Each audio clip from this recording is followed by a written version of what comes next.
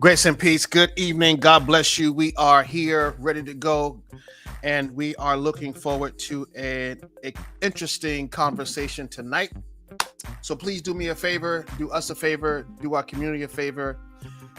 Tag, share, like, let somebody know that we are on. We are talking tonight. We are talking tonight. Grown men are talking tonight. And it's going to be a great and awesome conversation. So please do me a favor. Please share, hit like, hit the comments. Let somebody know we're on. Good to see you. It looks like I see Lady Chris is on. I see Lady Conquest is on. April Conquest, we talked about you yesterday a little bit. Just to let you know, I'm one of them saints that when we talk about you, I tell you. So we talked about you yesterday in a good way. Good to see you, Taisha. Good to see you.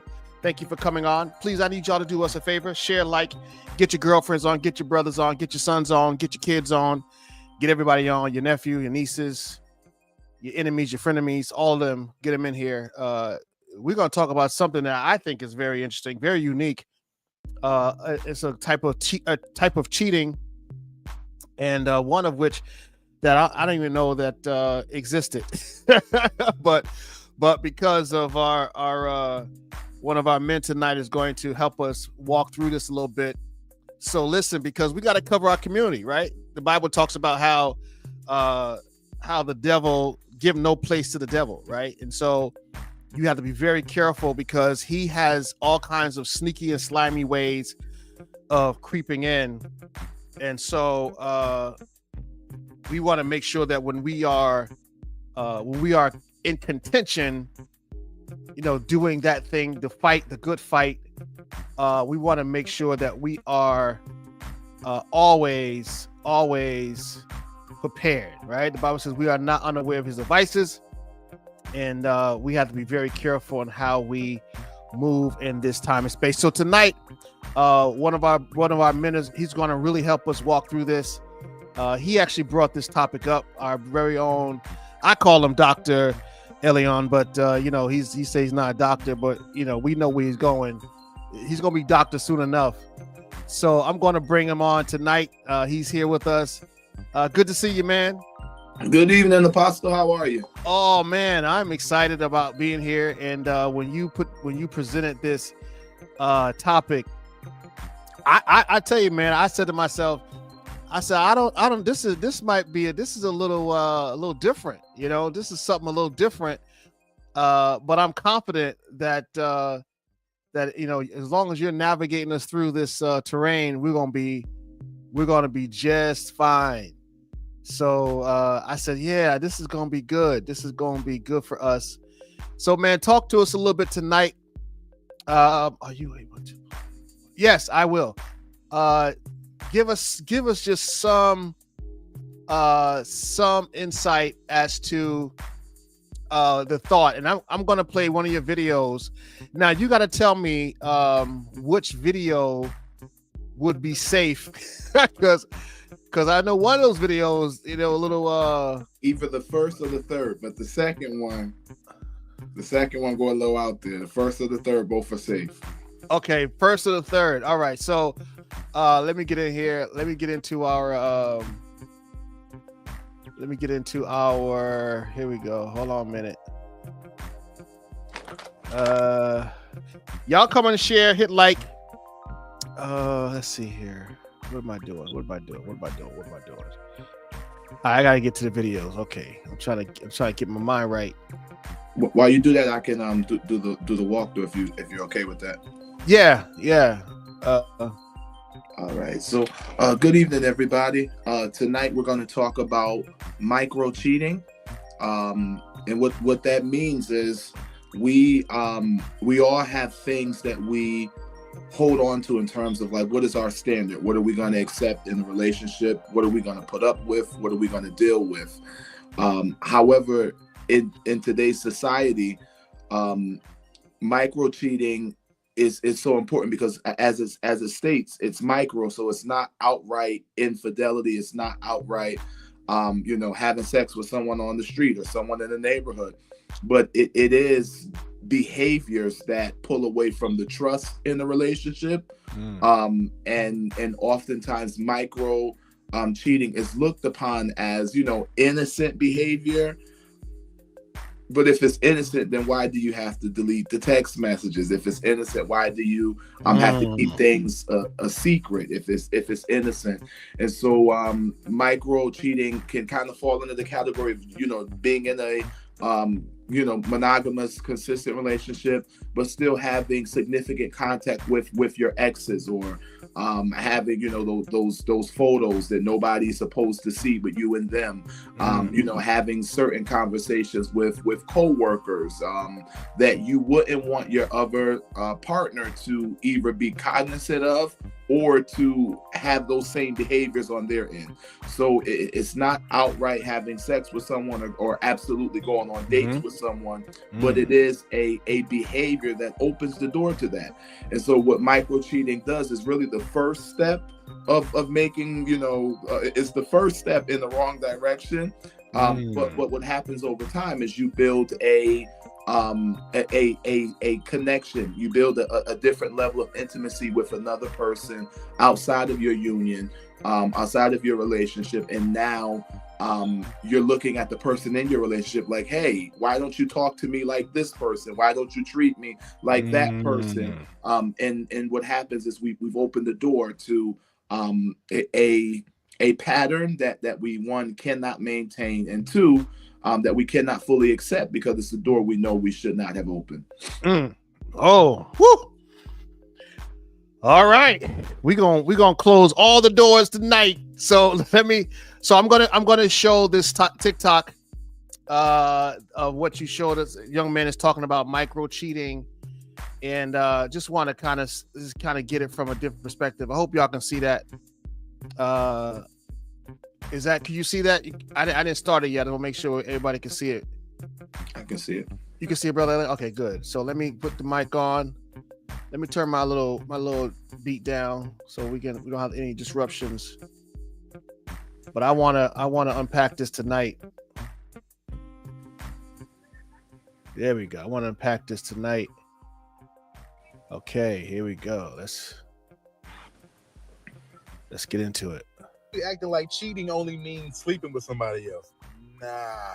Just like you can have microaggressions, you can have micro cheating too. All that little flirting at work with your work wife, work husband. If your partner had a work wife or work husband, you wouldn't like it. Micro cheating. Low-key commenting under suggestive photos with like hard eyes and like all that stuff. Micro cheating. Keeping in contact with an ex or somebody that you used to sleep with. Micro cheating. Of course, them secret dating app profiles that you done kept or forgot to delete. Micro cheating. Keeping those past nudes or videos from past relationships or encounters. Micro cheating. And this one might just be me, but sharing personal details or intimate details or always complaining about your partner to somebody outside the relationship. That's micro cheating to me. Because why are you so hypercritical of your partner? You ain't got like nothing nice to say. You love them, don't you? Don't you? That's micro cheating to me. Also, folks be acting like cheating I'm only gonna means play it again. sleeping with I'm gonna play it somebody again. else. Nah. Just like you can have microaggressions, you can have micro cheating too. All that little flirting at work with your work wife, work husband. If your partner had a work wife or work husband, you wouldn't like it. Micro cheating. Low-key commenting under suggestive photos with like hard eyes and like all that stuff. Micro cheating. Keeping in contact with an ex or somebody that you used to sleep with. Micro cheating. Of course, them secret dating app profiles that you done kept or forgot to delete. Micro cheating. Keeping those past nudes or videos from past relationships or encounters. Micro cheating. And this one might just be me, but sharing personal details or intimate details or always complaining about your partner to somebody outside the relationship. That's micro cheating to me. Because why are you so hypercritical of your partner? You ain't got like nothing nice to say. You love them, don't you? Don't you? That's micro cheating to me. Also, folks be acting like cheating only means. All right, so That's one of the videos. We got the Pope in. God bless you, man. Man, whatever, man. How Good you to doing, see you. brother? Good to see you. Glad you made it back on this side of the Hey, world. yeah. What's You guys- going on, Elon? How Good to doing, see you, brother? Apostle. Good to see you. All right, so we're dealing with micro treating. So we just saw. I don't know if you saw the video, Apostle, about micro cheating. I could play it again, just kind of get us up to speed. But we got another video too, don't we? Is another video you sent us? Mm-hmm. All right, so let me play that one. Okay, yeah, that's the one. Here we go. So I'm gonna play this one. It's interesting concept. I never even thought about this in this. Here we go. All right, so no, that's not. I just got. Nah, come on now. Oh wait. Oh, I know what I did. Okay, I know what I did.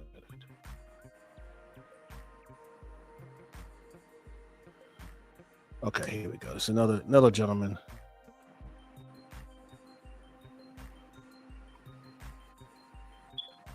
Okay, this is a good one. Yes. Y'all know this guy. All right, here we go. All right, gotta turn the mic on.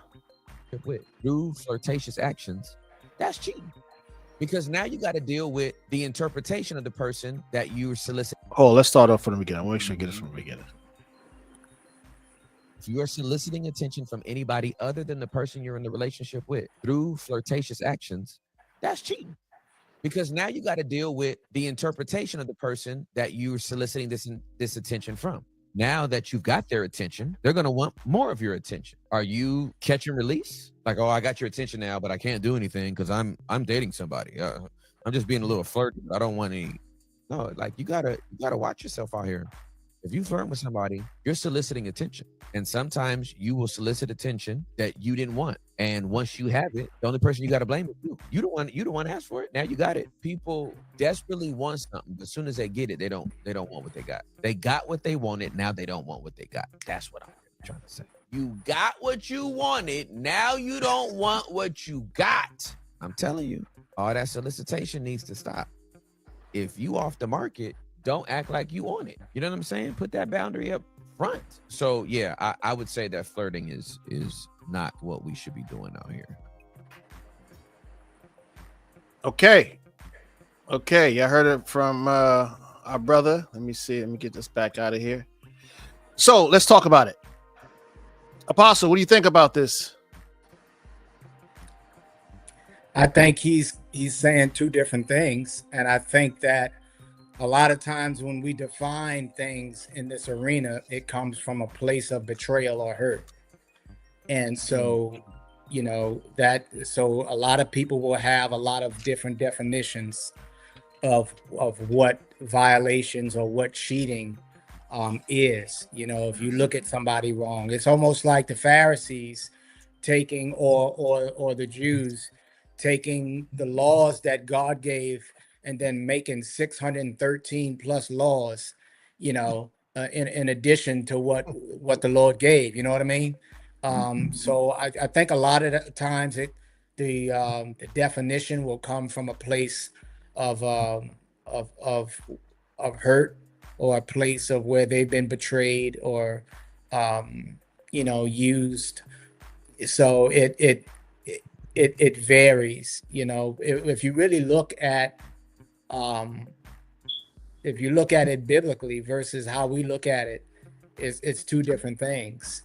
The Bible clearly defines grounds for divorce, and that's adultery. And we've taken it and we have kind of expanded. First of all, we've removed adultery and we've replaced that with cheating.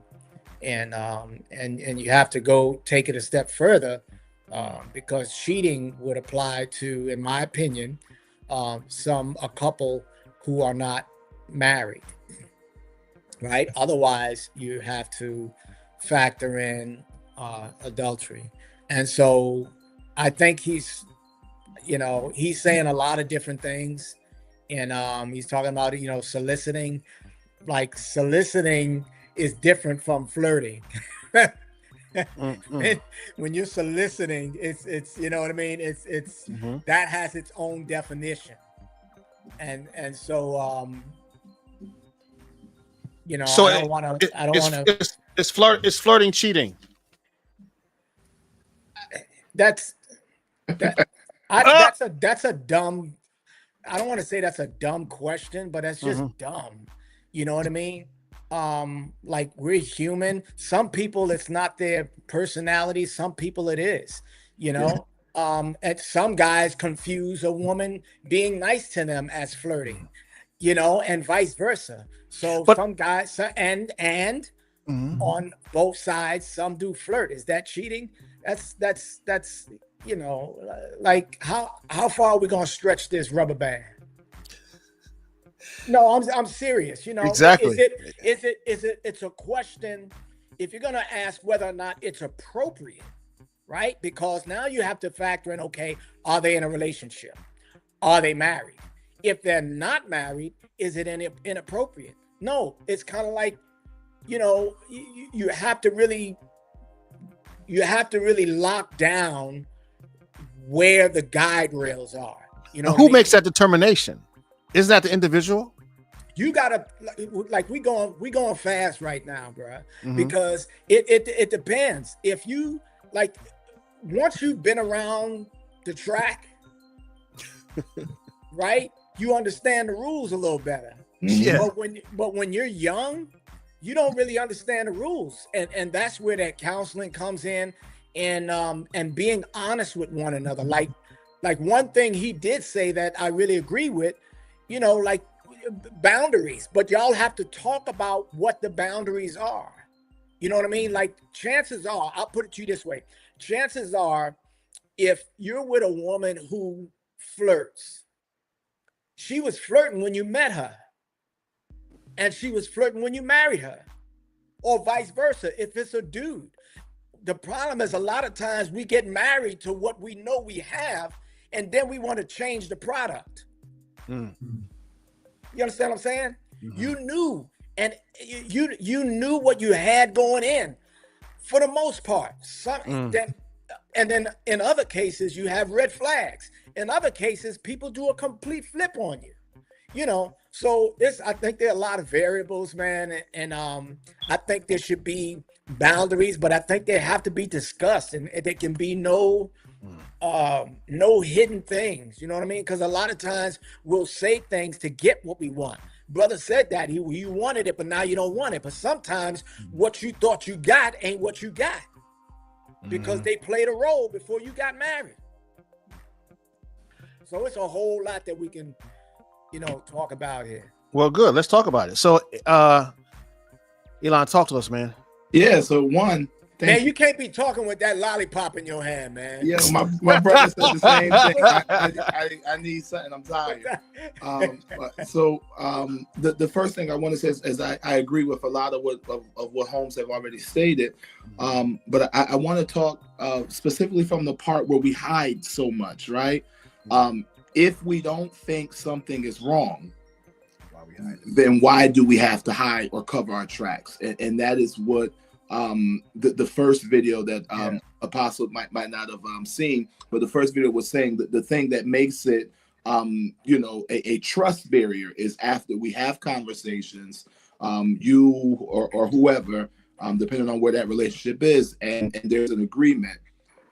Now, if there's nothing wrong with our behavior, then we have nothing to cover, nothing to hide.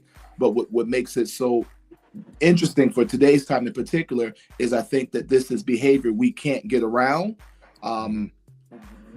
Somebody gonna find you attractive, somebody gonna find your partner attractive. There's gonna be a day that your partner's working on your last nerve, and you might not mean to be disrespectful, but a coworker gonna say something, you're gonna entertain a conversation.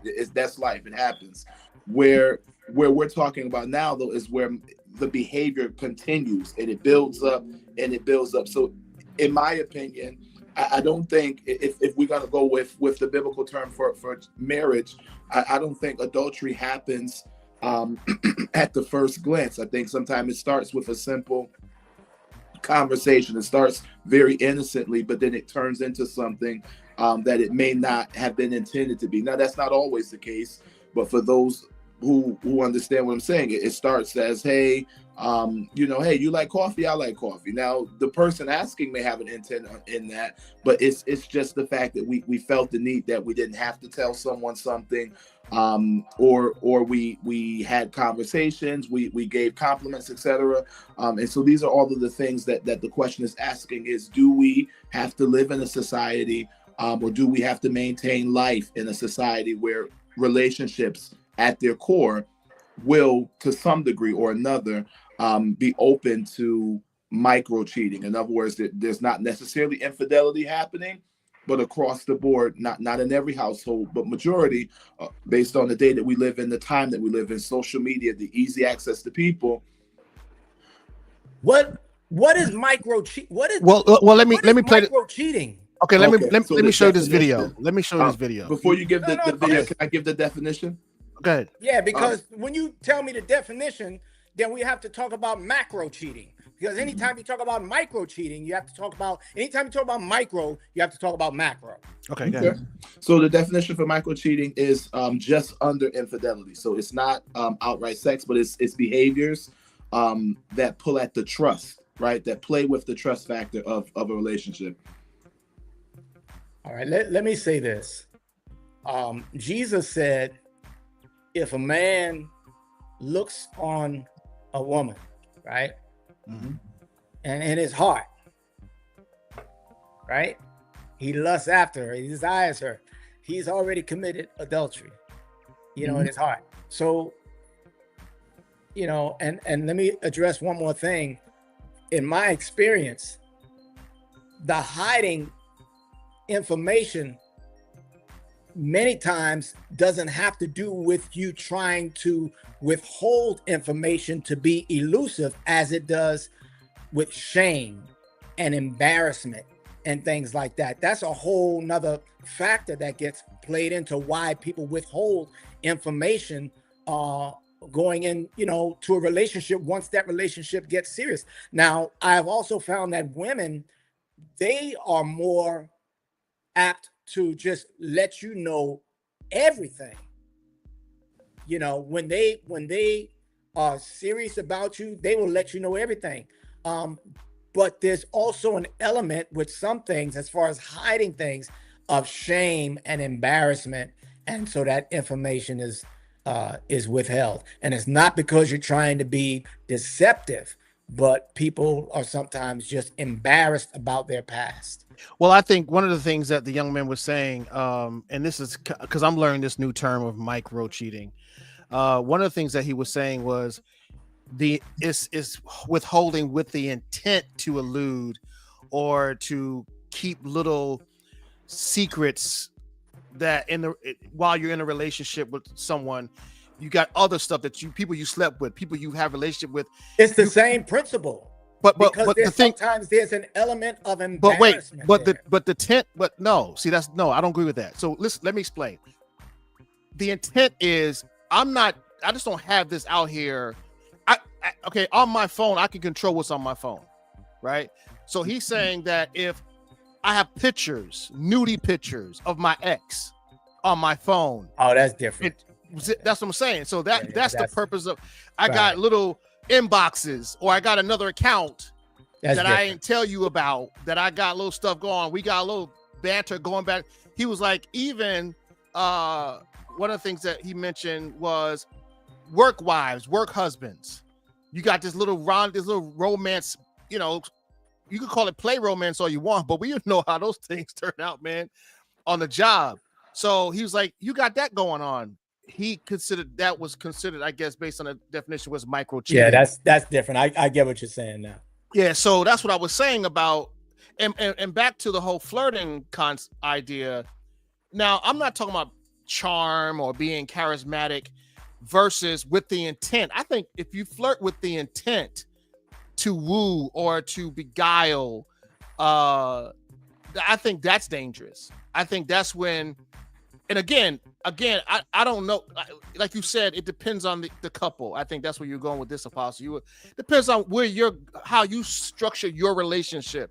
If you have one of those relationships where you think a little flirting is okay, man, have at it, right? That's your world, and I get that, and I think that's important.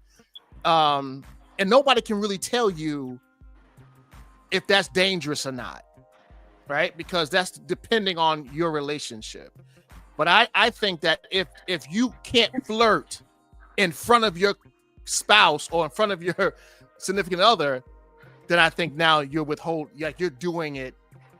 I mean, that'll open up a whole other can of worms. But that's what I'm saying. So I'm saying if you know your wife's a flirt or your husband's flirting, and you think it's cute, right? You know it ain't going nowhere. You know he just, that's kind of how it goes. That's how he is or how she is. Okay, that's fine. That works for you. But if you can't do that in front of them, then I think there's something a little underhanded about it. Well, there might be reasons why, look, let's be honest. Mm-hmm. You have different relationships at work than you do at home.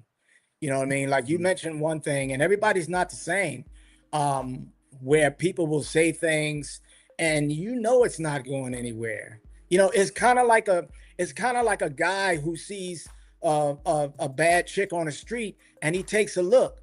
Like he's not gawking. You 2 seconds later, he's gone on about his business and they're talking about something else.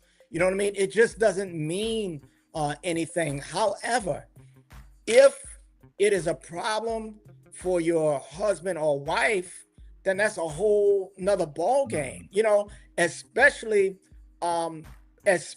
in front of them, because again, some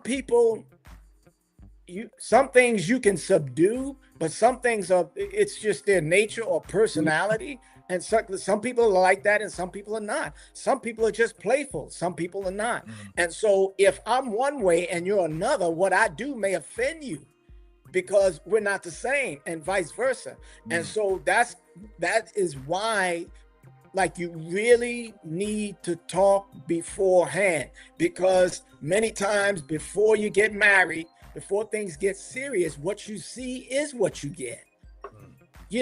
And again, we try to retrain the dog after the fact, and now you're asking me to be something that I wasn't before we got together.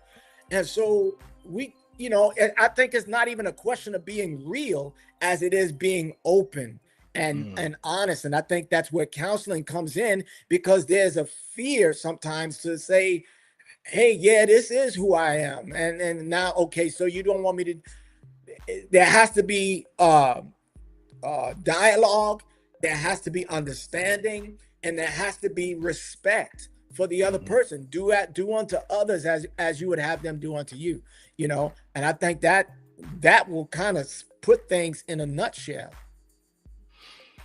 So I hear you. I hear both of you.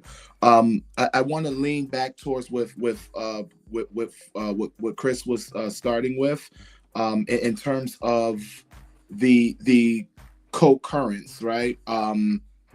Where there is behaviors, as Holmes had just stated, that this is just who I am. And to be honest with you, we know who we are, and we know who the person we're dating or who we chose to marry, we know who they are.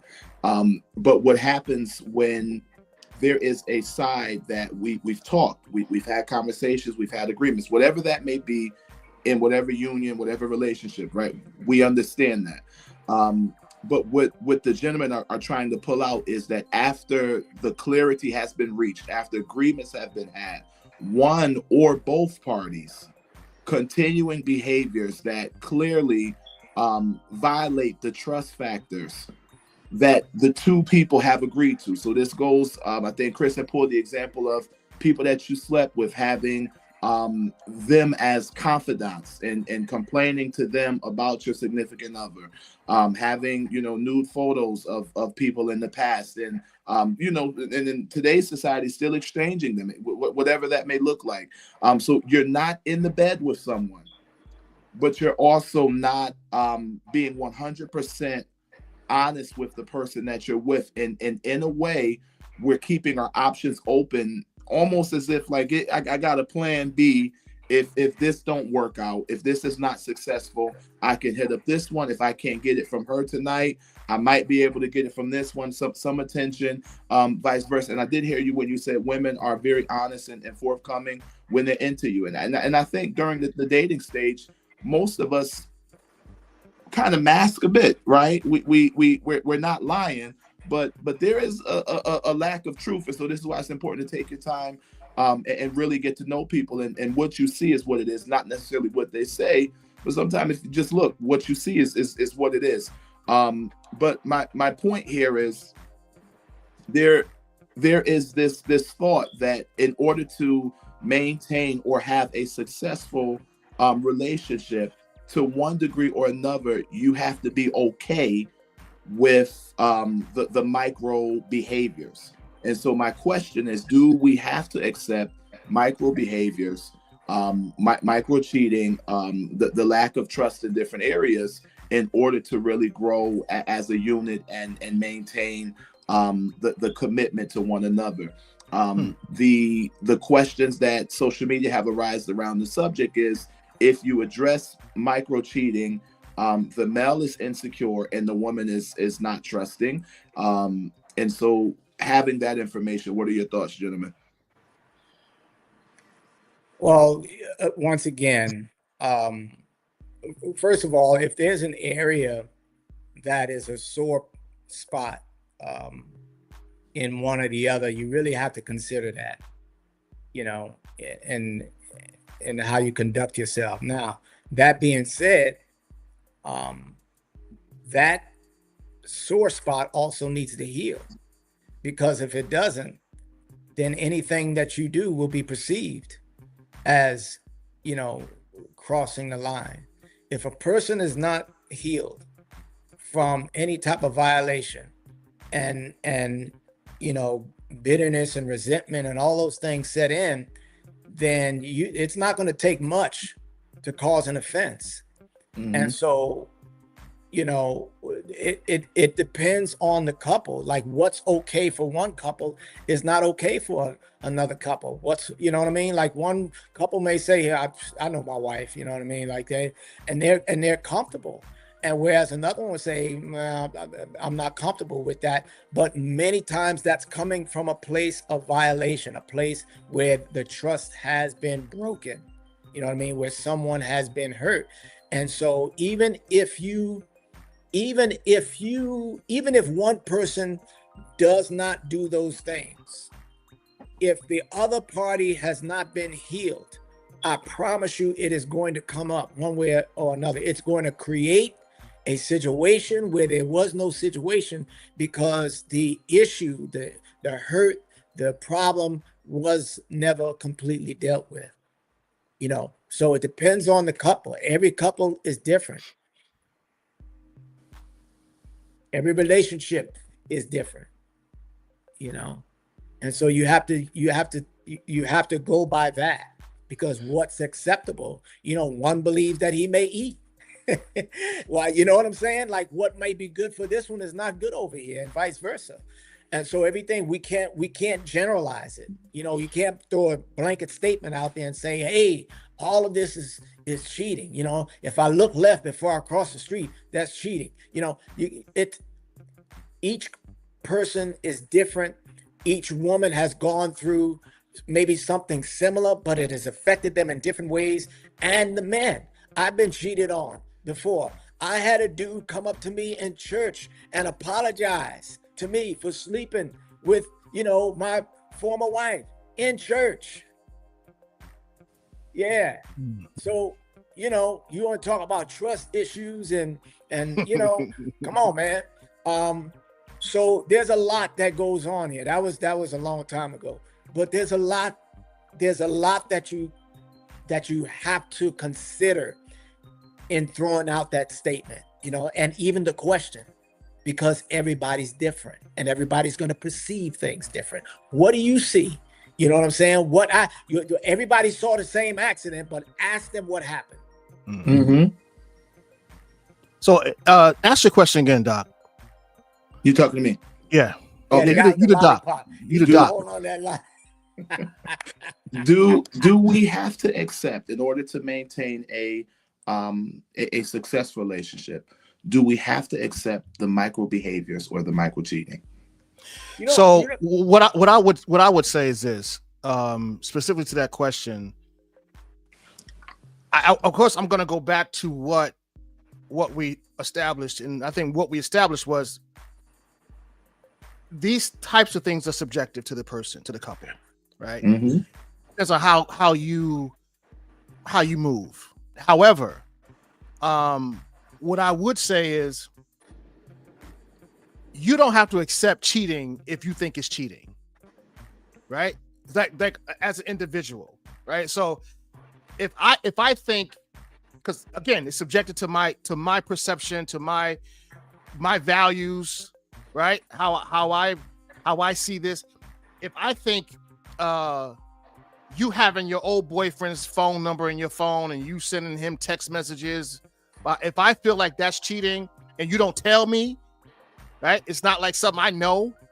No, I'm not. That's not good for me. That's cheating to me, because I get to set that standard. I get to dictate my safe space, right? And you could throw out there whether or not you've been hurt, not hurt, whatever your experience is, right? Because I think we all develop how we move based on our experiences. So whether or not your tell signs are, if she did this, if she did that, if she does this, then you're like, okay, no, then that chick, like, because again, there's some, no matter how you slice it, I mean, all of us are men. We have women in our lives, and we look at a woman from across the street, right? We haven't even met her yet. You look at that woman, and there are things about that woman from your viewpoint she's not, no, ain't no way that woman can't get next to me, right? Because you have your own list already, right? Depending on how she dressed, how she talks, right? If you could hear her, how she carries herself, her mannerisms, and sometimes it's who she's with. You already going to determine whether or not she's acceptable or not acceptable based on those terms, right? So I think that goes down to, as we get closer, as we do the analysis, as we collect our data, right? Like you said, you know what you got. You go to a restaurant, she flirting with the waiter, she flirting with the parking lot attendant, she flirting with the co-handler, she flirting with the major D, she winking at everybody. You already know what you got, right? So that's what she's doing. Now, you may think that's playful banter or cute. Good to see you, Dr. Dancy, Pastor Dancy. You may think that's cute. You may think that's, oh, wow, okay, she's good people. She knows everybody, right? And that's good if that's who you are. But you cannot, and I agree with Apostle Holmes on this point, you cannot later on make her your wife, and all of a sudden that's no longer acceptable. Now you're insecure about all these people that she's always been in their face. She's always been skinning and grinning. She's always tapping somebody on the shoulder, hitting somebody on the chest, putting her hands on people. Now all of a sudden she's with you, boom, it's a problem. No, I think that's I think you have to be careful how you move in that space. I hope I answered the question. You did. So I want to add just a point of clarity. That's very different, right? What we do publicly and what we do in front of our significant other is very different, though, than the behaviors that we try to hide. And Sure. And I want us to maintain. That's good. That's good. Thank you. Just for clarity, the major point is that this micro definition is that it plays with the trust factor. So it's not what they know. It's more about what one person does not know for whatever reason, whether that be shame, whether that be embarrassment. It's more about what the other person does not know, whether it's just being sneaky, whether I'm keeping my options open, or if you want to say it's your privacy, it's your privacy. But just make sure we understand that a part of this is the behaviors that our significant others have no clue about, or no clue that we're still doing. So let me ask you a question. So if let's say that they don't know, right? If they did know, so is it that they don't know, and we are that they'll have a problem if they did know? We don't know because they don't know. Well, then why you? Why you? I'm confused. Well, why are you hiding it? Is my point. So that's the point. The point is, are you hiding it? And this is something each individual has to look at for themselves. Are you hiding behaviors because you think your significant other will have a problem with the people that you're talking to? Are you hiding behaviors, the work husband, work wife thing? You bring, one time my ex had sent something to my job. It was nice. I did the same for her. Now let's say you do that though, and they say, oh, you can't send no gifts to my job, because I don't want to offend my work significant other. Things like that. Like, hey, now what's going on there? And so is it because we are going to bring that type of offense to someone? Is it because you just a private person? There are some men and women that have social media pages that they don't post themselves, they don't post their children, they don't post their significant others. That's not them being sneaky. That's just who they are. They like a level of privacy about themselves. So again, the question is, are we doing things with the intent, right? This is now something we're very intentional about, with the intent of being sneaky to our significant others. Yeah, that's a whole, because intent is the key word. That's the key word there, intent. My other sister put up macro, micro, either way, it's the same. That's good. Again, it's not cut and dry, and yet it is, because what is okay, for one, is not okay for the other. Should a person have to put up with stuff, or accept it? Your question. No, you don't have to accept anything. You know what I mean? You don't have to accept. Now you threw in another word there. I see my wife put the word up there, bad behavior. That's a whole other issue. She's gonna be talking fast, man. She's breaking my concentration. I can't take that down so I can talk. So you don't have to accept anything. But the question is, what did you know going in? You know what I mean? What did you know going in? If there's a 180, that's one thing. But if you had all of the information going in, that's a whole different conversation. Accepting behavior, no, man. Nobody has to accept bad behavior. Absolutely not. But we're talking about, you guys mentioned the micro and so withholding information, and again, it goes back to intent. Right. It goes back to intent, because some people are intent on for being who they are, for lack of better words, and they're not going to change. And some people, there is no intent. But at the end of the day, when you speak about intent, you speak about the heart. Right? You have to talk about the heart. Where's your heart in all of this? And that's where it goes back to. Last point, with all of that being said, most of the time, our responses to questions like these are coming from a place of hurt and violation. So it won't matter what someone says, right? If they've been there before, if someone says something remotely close to how that person has been hurt, it's going to be perceived as a violation. You know what I mean? Or no, that's not it. Why? Because somebody did that to me. You know what I mean? And that wasn't cool with me. So it depends. It depends on the couple. Aside from the bad behavior, it depends on the couple. If a person is intent on being out there like that and doing stuff, that's a whole different ball game, a whole different conversation. Okay. All right, hey, Bishop. Now you can put comments back up there. Yeah, because I know you can't talk when your wife's talking. I understand. Yeah, she said what I said. And fear of speaking up, fear of being considered boring, prude, something except the partner flirting. Same thing. All right. Bishop, good to see Yes, you, man. sir. Good to be seen. So I wanted to so hey Doc, could you walk Bishop through the thought so we can get him on caught up to speed? Have you we haven't really had a chance to go ahead, brother.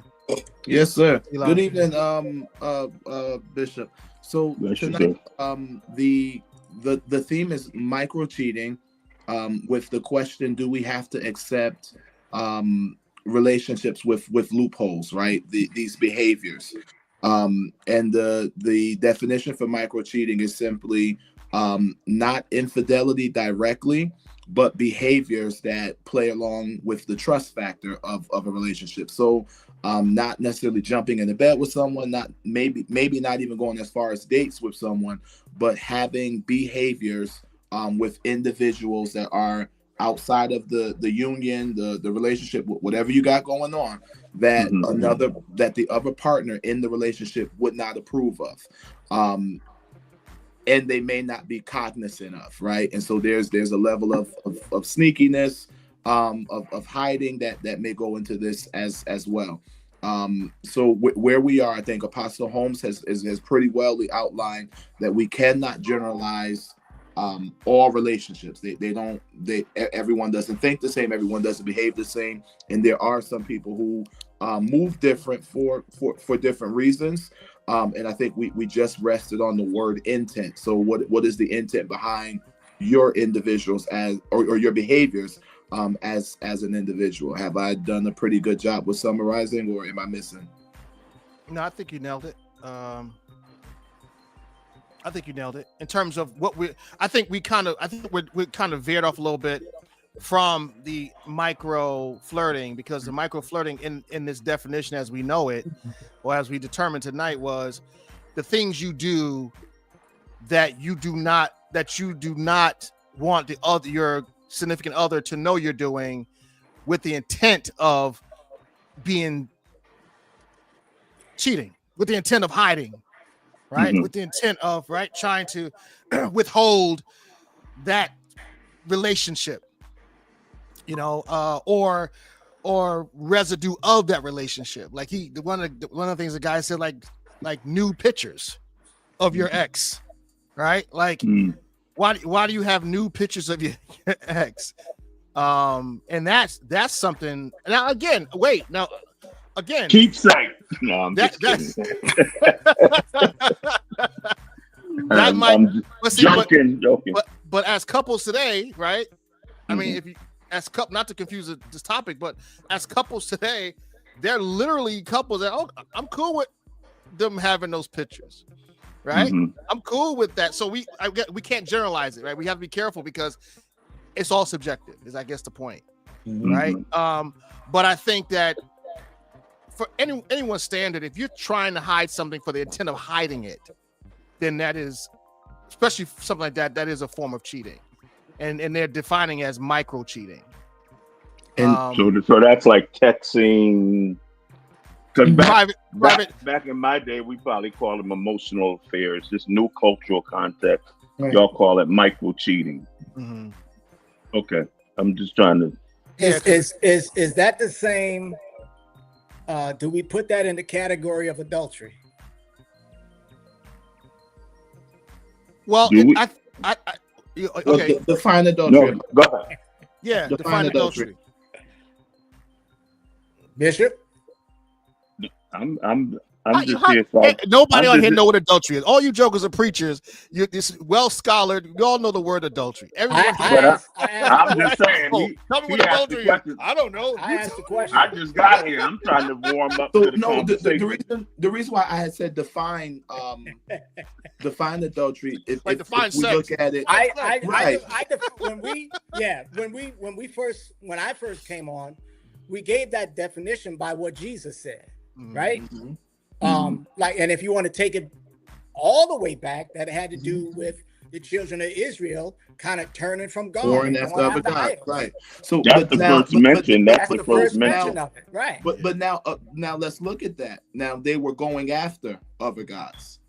So could you say me being married, going after another woman, whether I got her or not, but just going after her, is defined as adultery? When you had stated earlier, Jesus said, if I look at somebody and I say, oh God, I got With intent. With intent. so that's what I'm saying. We're sitting in the seat where I know what I'm doing. And can we be real for a second? Like, we grown. Please, I know. sir. I think that when we talk about macro, it's more than just the friendship level. It's oh wow. It goes beyond like, oh, that's a nice picture, to now me in the inbox, like, you know, me in the DM, and then, you know, the messages that kind of continue from that point. So while I think oftentimes these things are masked as like being friendly or being innocent, but let's be honest, we're adults. We know exactly what we're doing or what we're trying to do. So can we say that that's adultery? And If one we of the want to do sisters, that, I think we might be able to. one of the sisters just put up something, and I'm paraphrasing, but it said something like the Bible, right, is our guideline. And so, you know, when we start adding all this stuff, man, it's almost like we change as the culture changes, the definition changes. You know what I'm saying? Because we didn't have mobile phones, you know what I mean, 50, 60 years ago. And so as the culture DMs. changed, now, right, DMs and all these different things, we didn't have that. And so now that the culture has changed, we have adjusted the meaning of a word. And if it is what it always has been, or does it evolve? It evolves because words evolve. You know why? Because in our day, when you didn't have these things, if you tried to make contact with somebody, it was intentional. It was intentional that you were trying to communicate and have some level of communication with them. Texting, I don't know anything about DMs, but I know texting could be innocent. Explain. Give us an example. How do you accidentally text somebody a nudie picture? No, Tell me how to know. when I'm saying texting could be innocent, hey, how you doing? Just checking on you. That kind of thing.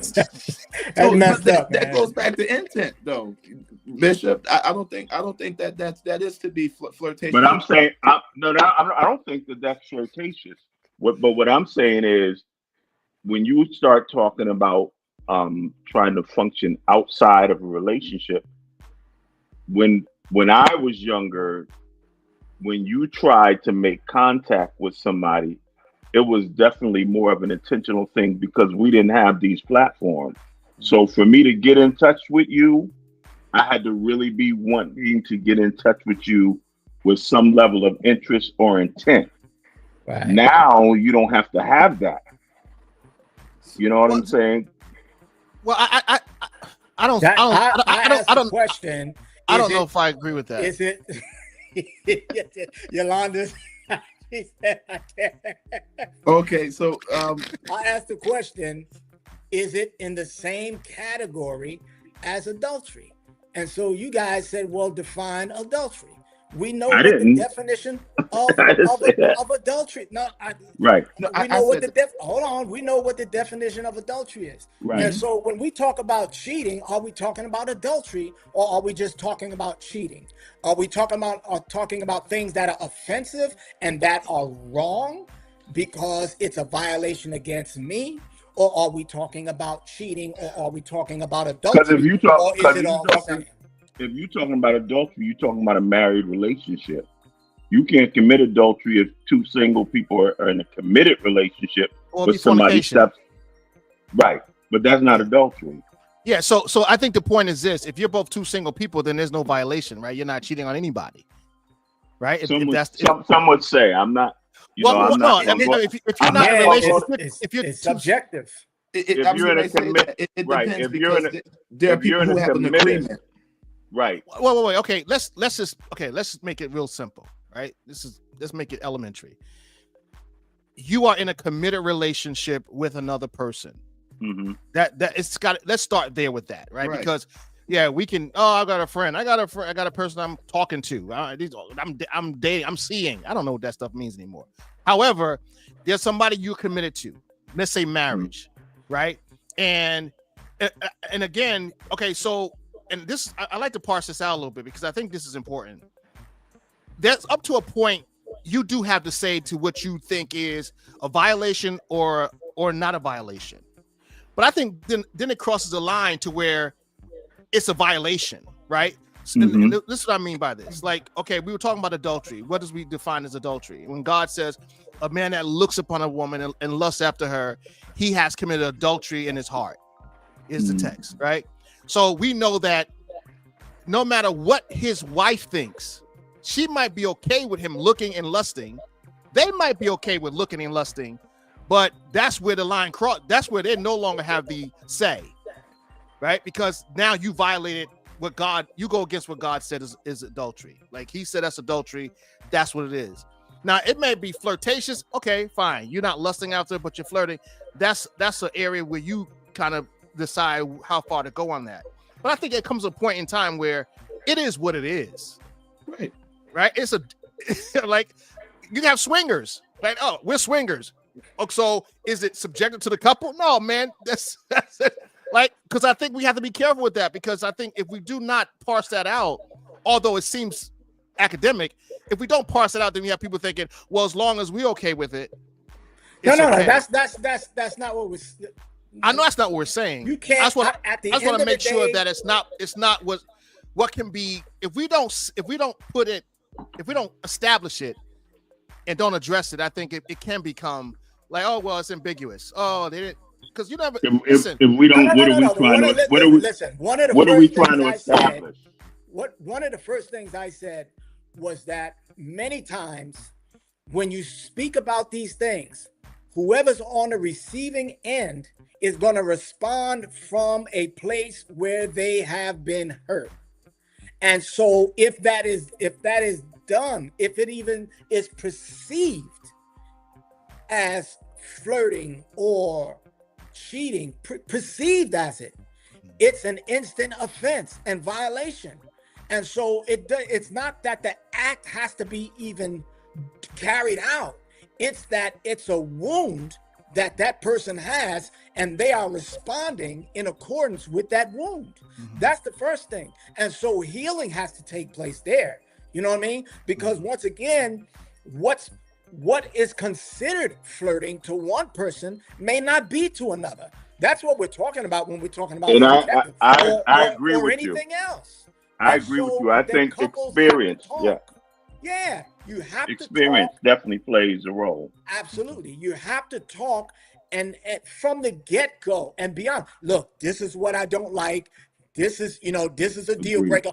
Those things need to be hashed out beforehand when they are not.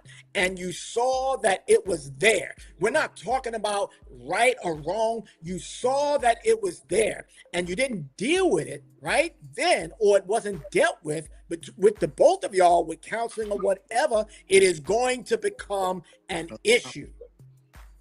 Okay, so let me ask you this question. Let's say, for instance, that and I'm just throwing out this scenario. You didn't see it we're going to deal with we didn't see it in the beginning, right? But then it develops. Right? I mean, whatever that thing is, she was, everything was good, and then all of a sudden these behaviors develop. But you're in a marriage now, right? And would you at that point, could that guy or that woman, whoever the person is that feels like being violated, could they say, well, I see that as cheating? Even if they don't see that as cheating, it's going to be a problem. You are the guy. Like, somebody's bringing this problem to you. How do you address that? Like, how do you walk? Because I want to hear this. How do you walk them through navigating through that? You need to tell them first of all that needs to cease and desist. Like, You know what I'm saying? Like it Yeah. does. You know what So- I mean? That's the straight. It needs to cease and desist. Everybody else, everything else needs to be like a non whatever, right? And it needs to just stop. If you get married, it stop. The problem is that stuff is not dealt with going in. It doesn't make it right. It's what it is. But people need to be told, look here, whatever you had, once again, these things should be talked about. If there's anything here, anything there, whatever here, like these things, they got to be dead, man. Like just dead it so we can be free. So I hear you, Apostle, and you keep going back to coming in, and I agree. I 100% agree. But I think what Apostle Chris is saying is, okay, we're here now, and this person might not be the person that we may, and we know we change as we go through life. So there's sometimes something may hit, or you go through something and you find out you're a little different on the other side. So you're committed, you're in it now, and you find out that this person has a wandering eye and some other wandering body parts, or you know, they wander. Body parts don't wonder, my brother. I don't think I've heard that one before. Eyes might, but I'm body saying, parts I'm do trying not to be- wander. I'm trying to be respectful of Like a the missile, platform. like a heat seeker missile, Doc. I'm trying to be respectful of the platform, because even when I We're say men talking. This is grown okay, folks. good. I'm glad you said that, because even when I say, like, you see, you know, there was a time where, you know, men, when they wanted to cheat, they would go, you know, to different streets, etc., and they would find the women. Now, you know, the prostitutes, hoes, whatever you want. I'm trying to be as kind as I can. They're on Instagram. So you don't have to, it's not the same. You don't have to go to a hotel or anything like that.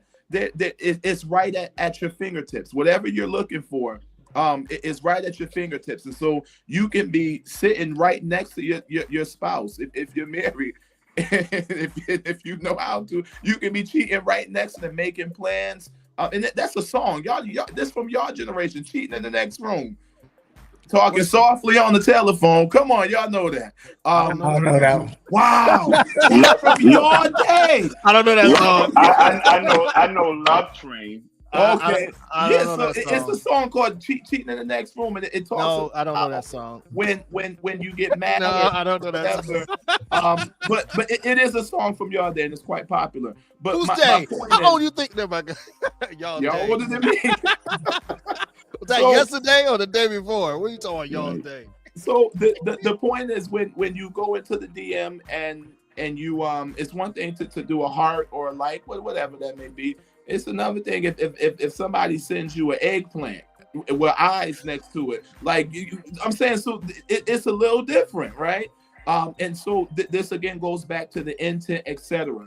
And I want us to, I don't know if I made this clear or not, but in the second video, the young man makes it very plain that in order to by his definition, in order to maintain a successful relationship, you have to be okay with this stuff.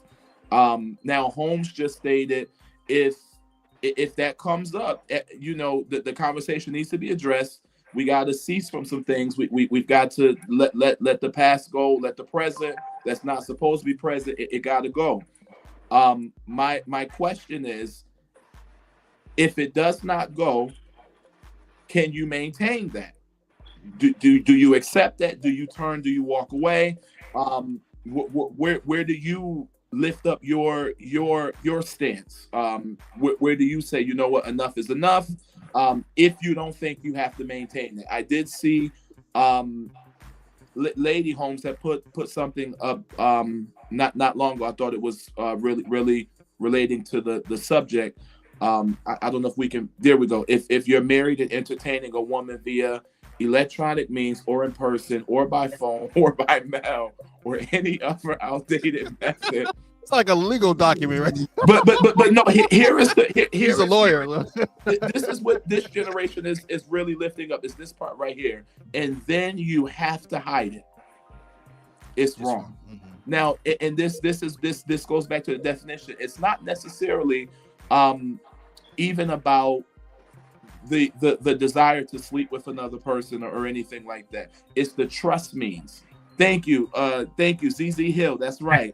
It's the trust factor, and so it's under infidelity, but it's really the things that make me really believe you and trust you, and then you find out that that's not there, or that has been violated in any way, shape, or form.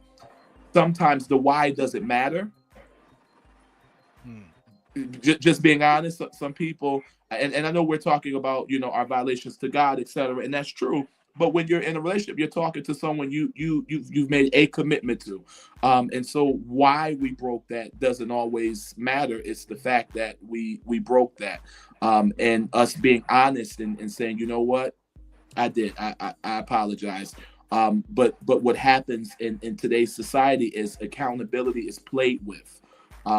It's manipulated, and so it's hard to get to a place of healing. If we're trying to keep two people together for whatever reason, if no one has even been accountable as an individual for violating where that trust went out the door, whether it's the male, whether it's the female, if the blame game starts, I did this because you did that starts. You can't get over that until, listen, this was the agreement. It was you and me. Either we both violated it or you violated, whatever that may be. Can we move beyond this point, or do we have to accept that our relationships at those levels or at all levels across the board, which I don't agree with, but this is a subject that if you check out TikTok, is everywhere. Do we have to accept the fact that our relationships will have loopholes, spaces where if I'm not getting what I need from you, I can pick up my phone, go in the other room and get it from someone else. I can go to work and get that attention at work. I can go to church and get it from somebody on the praise team. That's a whole different conversation, man. That's. But you mentioned a word, a key word there. If I'm not getting attention from you. Mm-hmm. You know what I mean? So that just takes this conversation and moves it into another bracket. But it's all the same category. It's anything outside in terms of it may be agreement. It may be, but you said sometimes you get to a place where the why doesn't matter. Right. And here's the thing. If you don't get to the why, number one, it's going to be repeated. Of course. Do you have to accept it? Absolutely not. But if you don't get to the why, if a person doesn't get to the why, then there's not going to be a change in the behavior, because sometimes people don't even know why they do the things they do. So I want to add a point of clarity. I said the why we had to hide it doesn't matter. So but you said sometimes the why doesn't matter. That's what I'm saying. So the Right. why, when we say, I hid this because I didn't want you to respond a certain way or whatever, to the person, they don't care about the why. They care Gotcha. about you violated my trust. Gotcha. But Gotcha. I'm agreeing with you though. I 100% agree. Gotcha. Yeah. It comes down to you do unto others, as you would have them do unto you. I think that's what it boils down to, and just really trying to live right. You know what I mean? Because when you start talking about loopholes, like there shouldn't be any loopholes. You know what I mean? Like there really shouldn't be any loopholes. But once again, a lot of times we get into relationships with baggage. We get into relationships with miles of suitcases behind us and that have not been addressed, and whereas one person may have been able to just drop theirs and let it go, if it was never brought up, you still have that stuff with you and you may not even know it. You know what I mean? And so once again, I think before you get into any type of serious relationship, I think there needs to be open, blunt dialogue, about what your hangups are, what your issues are, what your deal breakers are, what you can't deal with, what you can't tolerate, because at the end of the day, nobody has to put up with anything, you know. And when you ask a question, steer toward at what point do you say, okay, enough is enough? That is also subjective, you know. And so, but no one should be subjected to bad behavior. No one should be subjected to things that is constantly putting them down and compounding, you know, at the same time. No one should.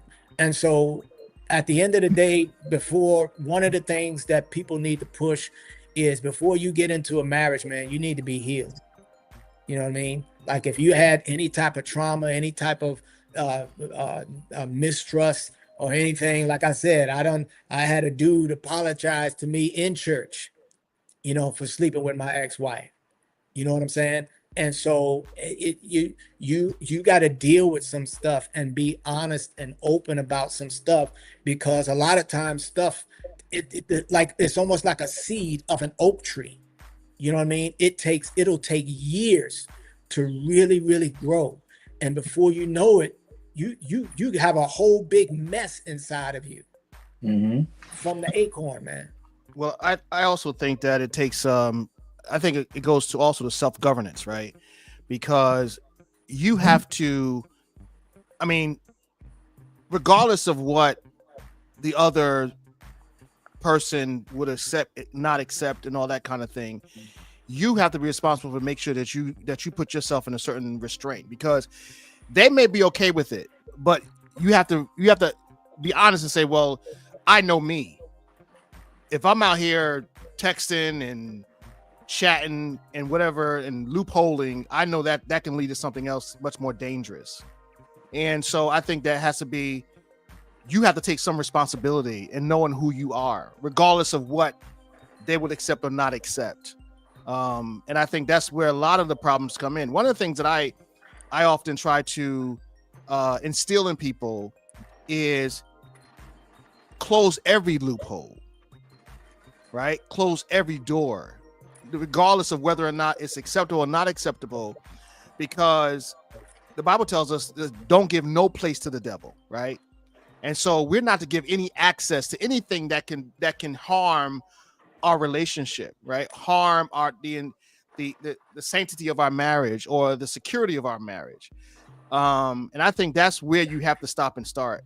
I think regardless of what this new age people are talking about, getting their needs met, some loophole, or it's okay or it's expected, I think that's dangerous within itself. I think we're going to see a higher level of divorce rates because those things never work, right? It never works where they can go outside and get their little treat and come back in and we're good as long as I'm not hurting nobody. I think that's extremely dangerous.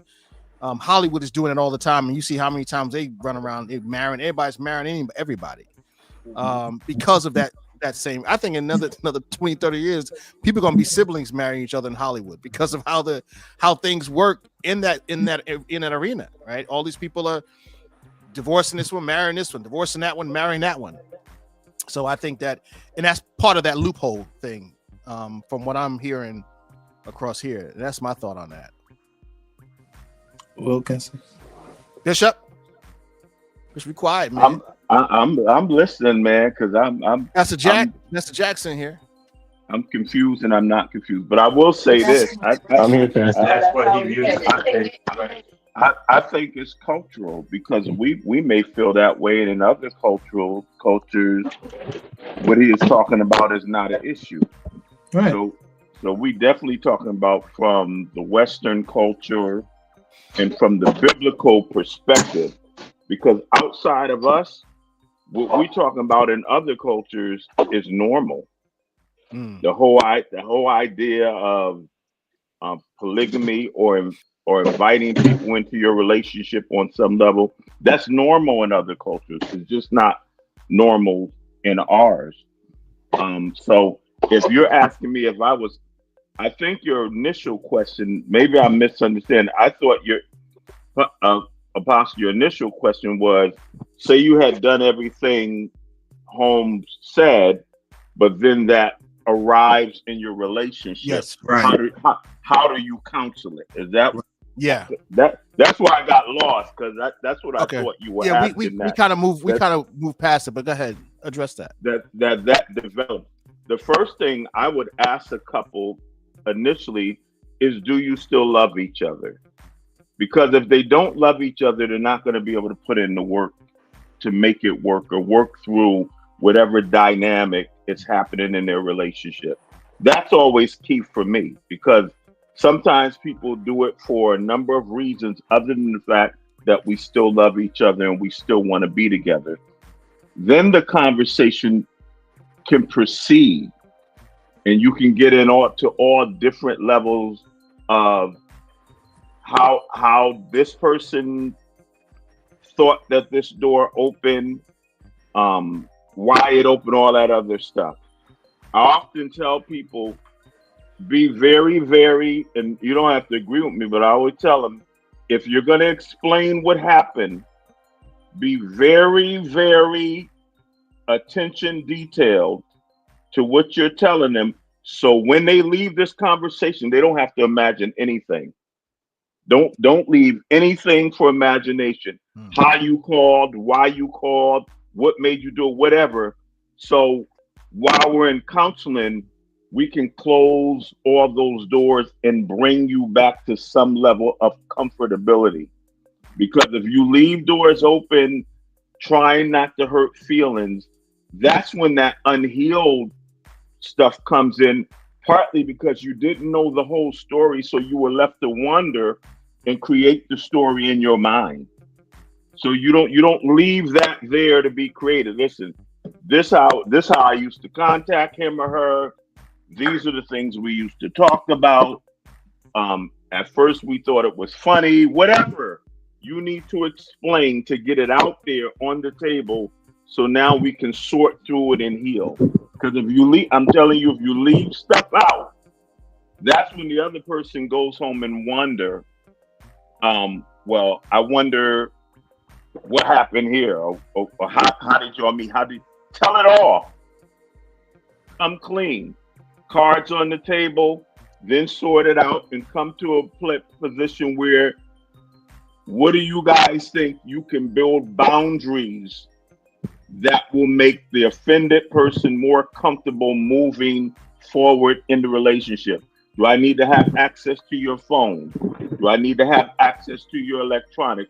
What's going to make you comfortable enough to continue on? Because that person, the offending person, may not be willing to pay that price. So all of these are variables that have to be talked about to move the relationship forward, and not simply because, we don't want to look bad in the eyes of God, or we don't want to look bad in the eyes of church, because some things are not going to happen if you're not honest. And then you build boundaries, functional boundaries and tolerable boundaries for each person to say, okay, I'm willing to let you have access to my phone. I'm willing to let you have access to my text. I'm willing to let you have access to my social media and my DMs. All these things. Some people might not want to be that open with their partner. Can I now Wilkinson, I got much respect and love for you, but I think the phone access thing, when someone doesn't trust you, even with that type of access, it's not gonna that's not gonna change in anything. And I can give you the passwords to my phone, and I can delete messages. I can save numbers under different names. I can get a burner. Yeah, you get what I'm saying? So I get all that, but what I'm saying is, you got to help them try to construct. No, I agree. What's going to help their relationship go to the next level, if that's at all possible? Because sometimes the damage is irreparable. That's what I want to get to. Is I think for me, this is how I feel. I feel like if you can be married and you can share bank accounts and all of that stuff, if you choose to, you can share phones and Facebooks and whatever. But what I'm also saying is, if you desire a a level of privacy, or this is just my phone. I'm not saying that that's right or wrong. What I am saying, though, is to make someone conform to that speaks to more to your insecurity than anything. And I think Absolutely. that's a dangerous. I think that can be dangerous to encourage, because where my mind. But no, goes to you situations and things. you misunderstand it, because I didn't say I'm encouraging that. No, I know. I'm giving them the opportunity to kind of define and construct what would work for them going forward, because some things are may be too much of a price to pay. Right. So I'm not saying that I encourage that, because I don't want access to somebody's phone. I believe even in a relationship that people should have a level of their own self, their own space. So that's not what I'm saying. What I'm saying is, you as a counselor or whatever you're doing, you have to help them navigate through the mess to see if they can come up with a constructive way to move forward. Because sometimes, as you're saying, they can't. And you got to be there to let them know, I don't think this is going to work, because I don't think you all can agree on tolerable measures for either of you at this point. The trust has been breached. I only ask about the love because I want to know if there's any part of you all where the trust can be rebuilt, because sometimes once the trust is broken, for some people, it just can't ever be reestablished. And I know y'all might put me on the flame for this, but the question of, do we have to accept a relationship with loopholes is really centered at this fact here. I think it's okay if you can't. And if you the trust can't? is torn, yeah. And if the trust is torn to where you really can't get past this, it's okay. That might not be the marriage for you. That might not be Pastor. We're saying the same thing a different way. That goes back to what I was saying. We're saying the same thing. If you can't get past it, say you can't get past it, and you move on into another relationship, you right? carrying that weight, though. That's not fair. If it is not dealt with, anything that is perceived, first of all, if you can't, if you're not able to deal with it, or you choose not to, whatever the case is, and there's been a violation, and you move on, and it hasn't been dealt with, you still have it with you, which means you still have triggers. And so, it goes back to a need for healing, a need for counseling, a need for a whole lot of things when there has been a violation of trust, male or female. Right. And you may never heal. You may never heal. Let me ask you a question. And that's the other. You may thing. never. I You may just never said be. that the other day. You may never be good for another relationship.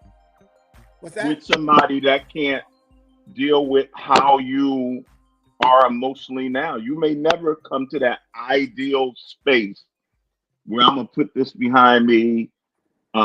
Listen, even the Bible says that. I was studying for a message, and even Jesus said, real spiritual character comes when people can trust you when your yes is yes and your no is no. Any other communication outside of that is evil. The reason why certain covenants and things had to be introduced is because man's heart is deceitful above all things, and you can't trust the person you're dealing with. So you got to swear on your mama. You got to swear on your Bible. You got to swear on your kids. You got to swear on everything. And so that was established because you don't trust the character of the person you're dealing with. Why do you think people want your credit scores? Because they want to see if we give you this product and put you on a payment plan that you're going to be trustworthy enough to pay it back. Your credit score is 200 is not going to measure up against somebody's that's 800. So all of these are factors, and as you said, in establishing a trust factor of, can I go forward and trust anybody again?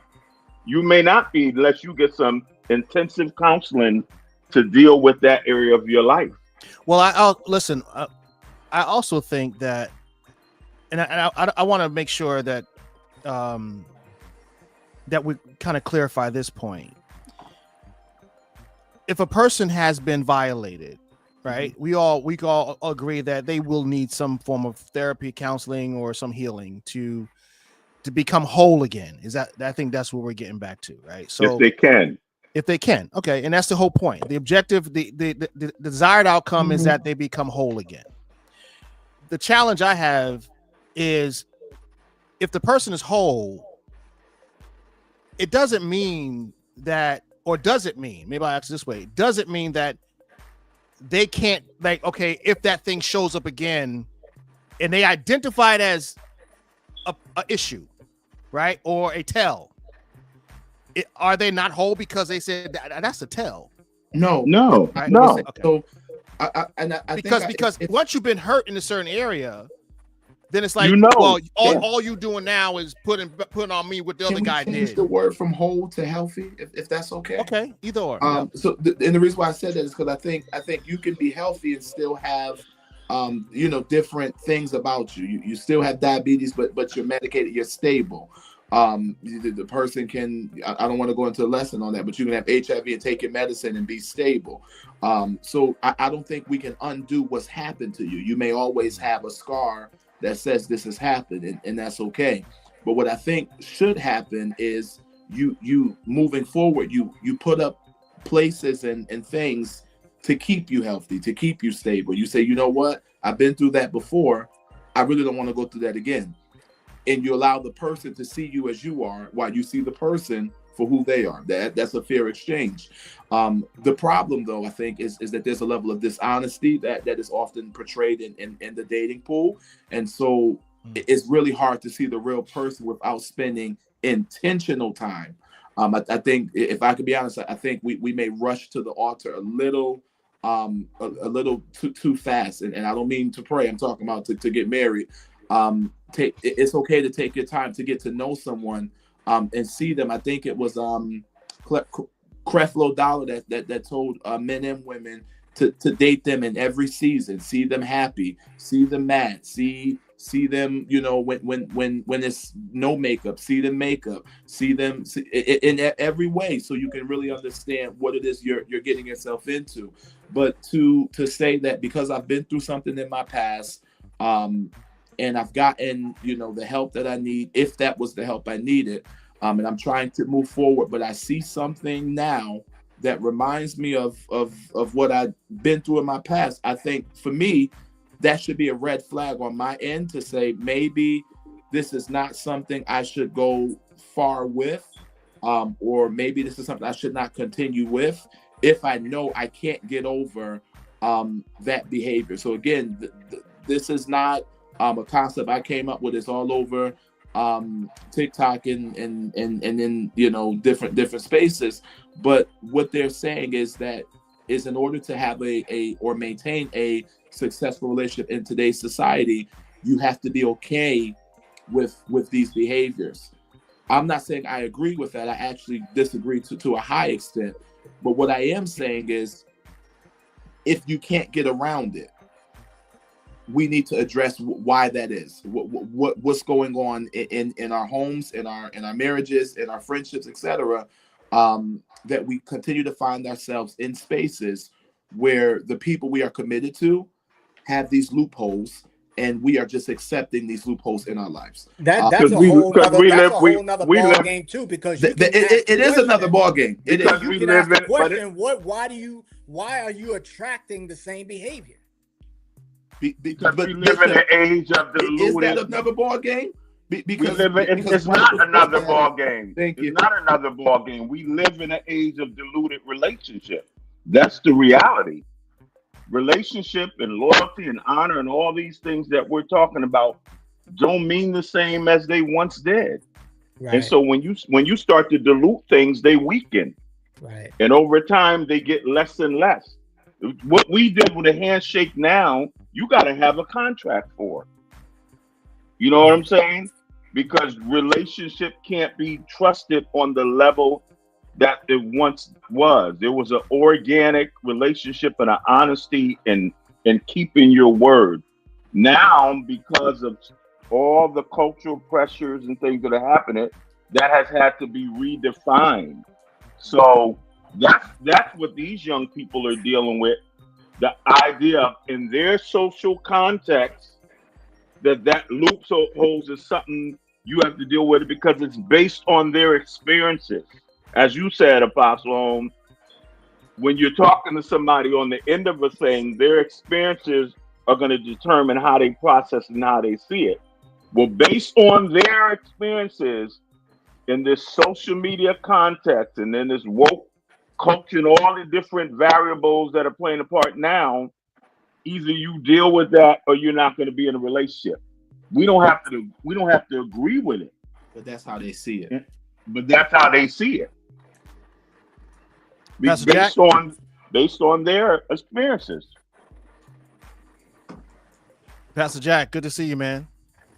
Good to see you guys. Good. You got something you want to jump in and add on? Or you? I just want to say something real quick before I have to go. I'm just eating right now. I'm just eating what I'm hearing. It's awesome. One of the things I think several of the pastors said is that once it happens, it happens. It's if you have a sickness, you learn how to live with it, right? You can't take it back. You learn how to live with it. One thing about hurt and once you have that mistrust, it's so hard to gain back, right? So even if you're not 100% healed, right? You have to learn how to, when you're going through something, even when something crosses your mind, going back to, okay, what that person did to you. It's up to you as an individual to say, you know what, I'm going to either just, keep my mouth shut, not say nothing, or I'm going to say something. I mean, it's just up to you as an individual to, whether you're going to allow it to hinder the relationship, right? That doesn't say that you don't want to be in that relationship. It's just that sometimes you're dealing with things, and some things are hard to deal with, as individuals, because disloyalty and trust is, like, one of the pastors said, is not the same as it used to be. And hurt is hurt. Let's be honest, right? Let's be realistic. Hurt is hurt. That's still the same. When somebody hurts you, and somebody that you trust, if they hurt you, it's so hard. It's so hard because you have put, especially if you put all into that individual. So it may take you a while. There's no time limit on healing. But again, as an individual, you gotta to say to yourself, when it does cross your mind, are you going to allow it to hinder your relationship, or are you just gonna? Because some things kept inside is not good as well. Let's be honest, right? It hurts. You're sitting around with that person and you're thinking about some of the things that they might have done. And I'm sure it's the same if it was us, right? We're thinking about how somebody hurt us. When they go out and they doing this, I'm sure there's something that's going to, as a human being, let's be honest, it's going to cross your mind. Are they going to do the same thing, right? So it is tough. It's tough. It's an individual thing. And I don't care how saved you may be, how much you read the words, hurt is hurt. And when you put your trust, like I said, it's so hard to deal with somebody. Even that somebody that you might be laying down with, it's like, you hurt me. You know what I mean? I put my trust in you and you hurt me. But I think you guys are saying things and everybody's, and I believe all of you are right in what you're saying. I think, but it boils down to an individual thing and how you allow it to affect you. There can be some boundaries. There can be some things that you say, we're going to have an open relationship. When I say open, I don't mean like open, I can see in other people. I mean, like one of the pastors was saying, okay, well, you can have access to my phone. You can do this and you can do that. You can have that if that's what y'all choose. If that's the agreement that you come up with, that may not be for everybody, right? Right. That may not be for everybody, but it might be for some people if that's what works for them. So you got to look at what's going to work for you too as individuals and what's going to help you to get past what you're going through. Is it going to be easy? Is it going to be easy? For some, it may be easy. For some, it may not be easy. I think it depends on how deep that hurt and how deep, that disloyalty and that distrust is, I like what you said, and it just brought my mind to back once again to the healing process. when a bone is broken, it's going to heal. But if it's not set correctly, it's going to heal improperly, Mhm. and it's going to cause, issues. So it'll heal, but it doesn't heal right. Mhm. It doesn't heal healthy, and so a lot of people don't know. It's almost like I learned this. I learned that sometimes you can be in a dog fight for so long, a bad situation for so long, that when you finally get out and you move on, once again, if it's not dealt with, you will move on and into that next relationship still in the dog fight. Mhm. Because nobody told you were safe now, you know what I mean? Or you didn't know. It's like guys who come back from overseas, from the war, Mhm. they're still fighting Mhm. because nobody, it's hard for them to once you've been fighting for so long, it becomes such a part of you that's how you survive. That's where your adrenaline comes from. That's where you feel most alive, when you're in that battle. And that's what once was for protection and survival can be the same thing that can kill you. Right. Right. And so there has to be not just healing, but proper healing, and you mentioned, you got to do certain things. There has to be, like, counseling is so important. I'm talking about somebody that can identify, that can dive deep into your life, into those hidden things that you really haven't discussed, and to find the whys, or to find the, not just the what happened, but how it happened, when it happened, and how you have grown in that. Because sometimes we grow in it. Sometimes we build up walls for protection. And if you have a wall, nothing can get in or out. So, like, there's so much of this that is so crucial to, to relationship. Should we have to put up with stuff? No, but hey, man, like, we're living in a day and age, and Apostle Chris, I think it was you, like, later on down the road, you're going to see complete pandemonium. You're going to Stuff see is just going to dogs, be people marrying crazy. pets. So, and there's going to have to be, we are the grounders. We're going to have to be the ones who, when everybody else is saying this okay, there has to be a standard. But, But can we with make that, our we have to be healed ourselves. But can we make our model the model outside of the church as well? No, sir. No, sir. Because what I, again, maybe I'm misunderstanding, and Doc, you can help me. He's saying that based on TikTok, based on all these social media platforms, that's the subject now. That's the culture now. That if you want to be in a relationship, you're going to have to deal with these type of loophole relationships. That's not kingdom culture. They're not new. Athletes' wives and entertainers' wives and other people have been doing it since we were children. It's newly exposed now because of these platforms, and people are becoming aware of it. And some people actually like it. They like that freedom.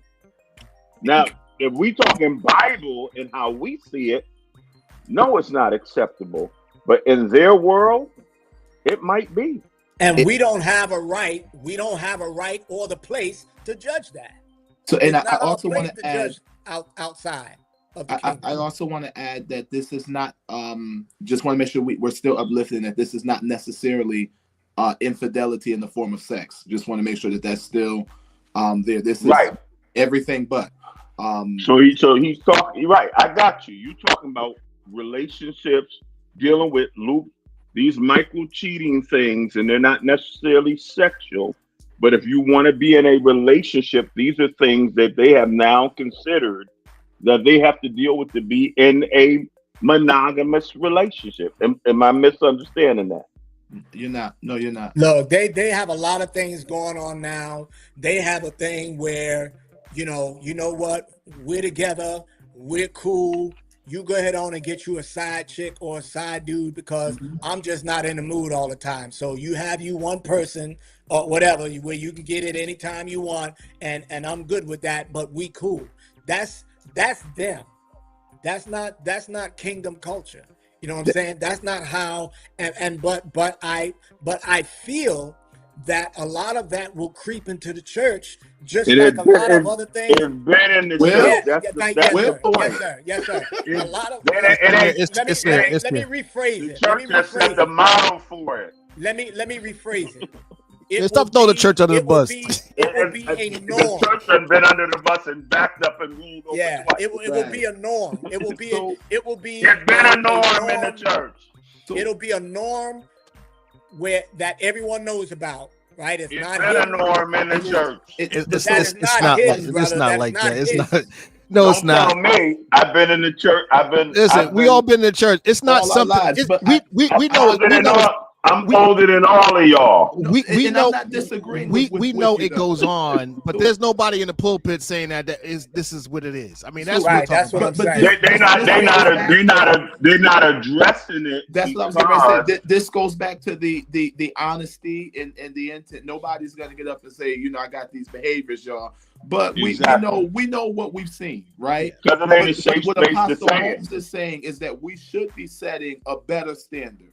Right. That Agreed. we should not, Agreed. our marriages or our relationships should not reflect what's outside of the kingdom, right? And so, Agreed. but I do want to say this because we talking from the youth lens. If there's something that you can't put up with, you don't have to. If you need to walk away for the sake of your mental health and your peace, then that's what you need to do. And we respect that. It's not a judgment thing. No, that's not it. We together, it's us, and not everyone or anything else. What That's what we're saying. Yeah, that's exactly what we're saying. That's what we're saying, sis. It's so if you if that's not something That's you what I'm can saying. put up with. I'm sorry, Elon. Let me get Go this ahead. out there. When we've been violated and we have not been healed, we will hear from our hurt. Because what we're saying is that is not the kingdom culture. That's the culture outside the church. It is so normal right now for the chicks asking how many bodies you got. You know what I mean? Yeah. And if they're in relationships, you got a side dude. I got my side nigga. Excuse my language. Like that's normal out there now. But it's Normal in the church. It shouldn't be But it normal. shouldn't. It shouldn't be It shouldn't be, normal. but it is. I don't agree with be that. normal. I don't You agree don't with agree that. with it? Kingdom. No. And I don't know what world y'all live in. look, I'm gonna tell you this. The reason why folk don't really speak about it is because they're in it. Right. We all know that in these conferences, they send women up to the bishop's hotel rooms and all that stuff. We all know that some of these women conferences, the women are in the room with the women. With the women. We know all of this stuff. Like these are things that go on, and there's nothing new under the sun. Nothing Right? new. It's been going on. But That's not doesn't kingdom change- either. but That's there's not kingdom still- either. It's What's not kingdom. It's not kingdom, but it has been happening in the kingdom. And the more we don't address it, the more it Oh remains Lord Jesus! and hidden. Charlie, did you cover this a few weeks ago? What is No, I this? didn't. I can't even read it. I thought I did. You want to read what your wife said, Pastor? I ain't reading nothing. Come on, you need to read it. That's your wife. You She need to said, read what she said a lot of wives allow their husbands to have a man to help them relieve their homosexual desires Ooh. and to help them hide it. Right in And the the last church. part said this This is right right. in the church. in the church. I don't know why in the church we try to avoid the conversation about sexuality before and you the different be- aspects Bishop. of it. Bishop, now I want to I understand when you say it's been going on, and we all, yes, and we should have those conversations. Yes, this has been going on. Yes, it's part of what we're dealing with. But no, it's not like it's okay. Like, you know what I mean? Nobody's saying it's okay. Wait. But I think when you say that it's been going on, it's been the norm. It's not the norm. It's not like this is what we allow now. That's when I hear the norm. I'm talking. I know it goes on, but I don't want to put the church in a position where we're like, we know homosexuality has been going on forever. We know that this adultery, all this stuff been going on forever in the church. However, it's not like we're like, it's okay that it's going on. And I don't want to send that message. I'm not sending that message, but that's the message that's out there.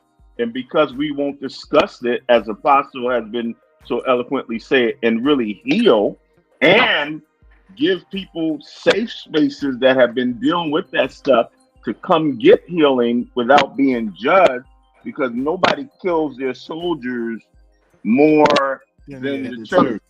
I'm telling y'all what I know from inboxes I receive from pastors and people that are going through these things, and they hit me up because they saying, Bishop, I know you won't judge me, and I counsel them and walk them through their dilemmas.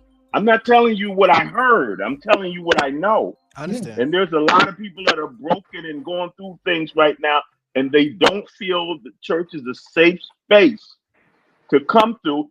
And it's sad because a lot of people that have been delivered from those things are the most judgmental ones. Yeah. When it comes, I had people, even when I was single, saying it in a group. I had to say to them one time, y'all telling me, now y'all on my back because I'm single in a group telling me I need to be kept. And all of y'all slept your way into marriage. I'm not saying you got to condone anything about what I'm doing, but where's your grace for me? Right. In terms of not beating me up Right. to try to make me live something that you didn't live. Right. But you married now, so you're gonna put the burden of salvation and living right on me. Right. Because you Well, didn't live it. I'll take it a step further. There are some people who actually used to do what they're judging you of doing, but they can't do it no more. They got too old. Did it age too out? high. And that's the only reason They didn't get delivered. Exactly. They just got tired. Aging out. They aged out. And It's that's called what I'm aging out. saying. They aged Grandma- out. We had that Grandma in the can't first. drop it like it's I'm hot. delivered now. No, you ain't delivered. You tired. We had that in the first time. The Lord ain't do podcast. nothing about you. Just lived long enough to die. We had that discussion in the first podcast. They Mother got a aged out. broken hip. She can't drop it like it's hot no She more. can't drop it like that's why. That's why. And so, but so here's the thing. Here's the thing. I think the Bible, both Old and New Testament, continues to talk about immorality of the flesh and different type of sexual sins, which tells us the people that it's written to and for have some of those struggles. It wouldn't have been spelled out so clearly in Thessalonians, in Corinthians, in Romans, if the people, he was writing to the church of Corinth, with his church. mother-in-law. Right. Right. And so, Right. and so This that ain't no. tells us that tells us that these populations have those problems. We can never forget that the church is a hospital, and the nurses and the doctors need the same medication as all of their patients. We all need Jesus. We all need, and sometimes I like that, Jesus and a therapist. But I said that to say that for us to have any type of thought concerning like sexual behaviors, it shouldn't be too far-fetched. Now, is it okay? I didn't say that, but to be normative, meaning that you might see this in multiple spaces, multiple places, that might be normative behavior, but that still doesn't make it right behavior. The same scripture that writes against things tells us what a good life is, what a righteous life is, even what a good and a healthy marriage is. And so People have to see. People have to see picture. pictures. People have to see pictures of that, because telling them now is not going to work the same as them seeing pictures of healthy marriages that have worked through issues, or all of these different pictures we want to paint. They have You to know see it. what? I'm glad you said that, Bishop, because when you really think about it, if you look at marriages in the Bible, the first one that we know about is Adam and Eve, and we know how that was troublesome right out the gate. Right You out look at And God put them Abraham had together. no problem with listening to Sarah. And God when she put said, them "Go sit together. with-" and right and God God created her for him. He took her right out of him. So Right out of him. Yeah. So it tells you what's in us. Oh my Yeah. God, man! And, but that also goes back to the comment that First Lady Holmes had put in the chat. Like there's a lot of kingdom or church marriages that we celebrate, but we don't know the behind the scenes. So it looked like one thing, but they may be. Let's be real. There's some worldly marriages that have better institutions than some that we tolerate in our communities.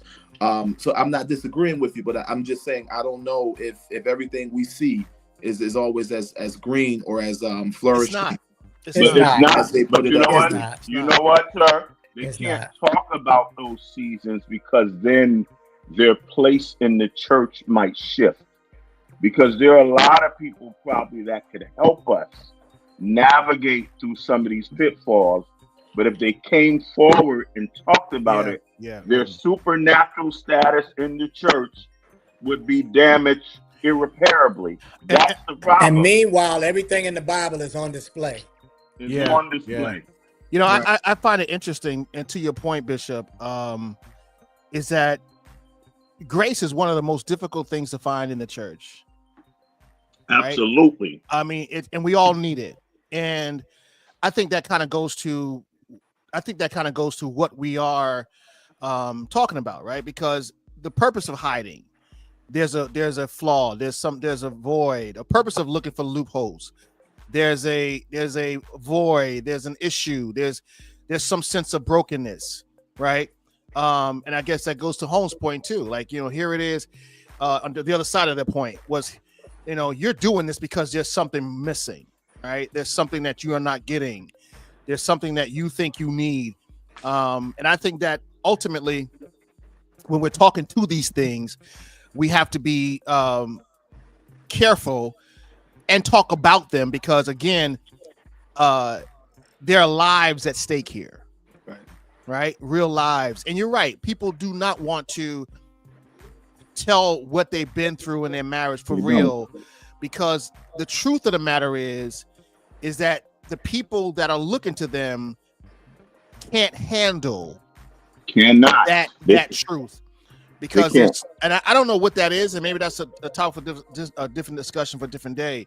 But I don't know why that is so difficult. Like I've seen this happen. I knew a guy years ago. I was a kid.